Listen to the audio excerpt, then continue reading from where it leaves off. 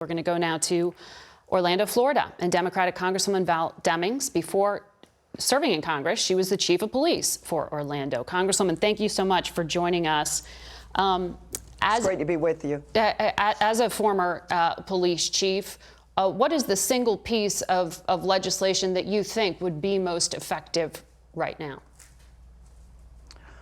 Well, Margaret, look, 27 years at the police department, served as the chief of police. Our primary responsibility was the safety of the people that we served. And I believe that we have a direct obligation. I cannot, like I'm sure millions of Americans across the nation, cannot get the faces of those survivors from the classroom in Uvalde.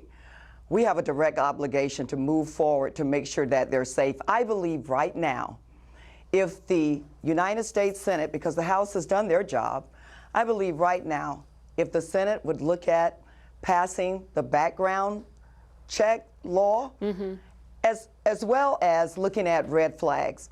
Right here in Florida, we have almost 6,000 cases where red flag laws have made a difference, at least according to law enforcement and other people involved in those cases. And we have a direct obligation to do what we can when we can. And I believe that those are two pieces of legislation that have overwhelming public support. Yeah. We can get it done if the Senate has the political will to do it. Do you think there needs to be more federal money to shore up security at schools? The White House says they've already helped to push about $10 billion out to states for public safety. I think we also should look at school safety every day. I think there should always be an assessment. As technology has changed, we need to use the best, the most state-of-the-art technology. But Margaret, our children are not in school 24 hours a day. So certainly, let's make sure we make our schools secure. Let's make sure we try to eliminate the human error factor. But what about churches? What about synagogues? What about grocery stores? What about movie theaters? We've got to do a job of keeping guns out of the hands of dangerous people. There again, the Senate can take action on that. I'm going to ask you about this response in Texas, because apart from the shooter, now there's this probe of what the police did with their response that day. You know, after the massacre in Parkland, the school officer who was assigned to protect those kids was later charged with criminal negligence for his inaction. Given what we've learned about what happened in Texas, should we expect the same there? Well, what we must demand is a thorough and complete investigation. Margaret, I served as a law enforcement officer pre-Columbine. I served as a law enforcement officer post-Columbine. Pre-Columbine, we would respond to an active shooter situation. We would secure the perimeter, and then we would wait for the crisis negotiators and the SWAT team. I served as a crisis negotiator for 12 years. We all know post-Columbine, there is no time to waste, that the officers on that scene are expected to go into those active shooter situations. We trained on it at the Orlando Police Department, and every sworn member, including the chief of police, went through the active shooter training. So obviously, that did not happen. The other important thing, those early minutes after the shooting, we know that there's a demand for more and more information, but the information that we give, especially when we say an SRO, a school resource officer, went in and basically engaged the suspect and ammunition or bullets were fired, and that's not true.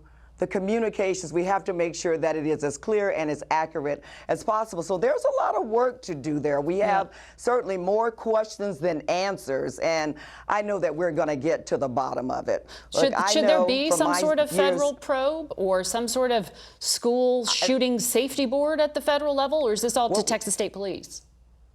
Well, what we do know is that there were multiple agencies involved. I personally think the wrong agency was in charge of that scene, but let me say this, I wasn't there on the ground. I know that police officers have a tough job in these active shooter situations, as we've seen time and time again. They're usually outgunned, we know that. But we must, Margaret, demand an investigation. And I believe the FBI, I mean, that would be my vote for a federal investigation. But I do believe, since there were so many agencies involved on the ground, it's important that we know what role every agency played. It's important that we know, was there any discussion about going in, those 19 officers who I'm told were in the hallway? Were there any discussion between other commanders from other departments? We must know the answers to those questions, and I think a federal investigation is certainly in order. Let me ask you quickly, are you satisfied with the scope of President Biden's executive order on police reform this week? Well, I certainly think the duty to intervene, and look, we know that police departments come in different sizes, some that are 35,000, some are as small as 10 or 6. And so the level of training that they get is different, but duty to intervene, the de-escalation training being included in use of force, making sure that the public is aware of criminal, or not criminal, but misconduct, could be criminal in some instances. I think all of those things are a good start, but Margaret, that's all they are. I also think we need to look at training across the board with law enforcement, and let's standardize the training so the small agencies will have the benefit of good training, just like the larger agencies. Congresswoman Demings, thank you very much for your time.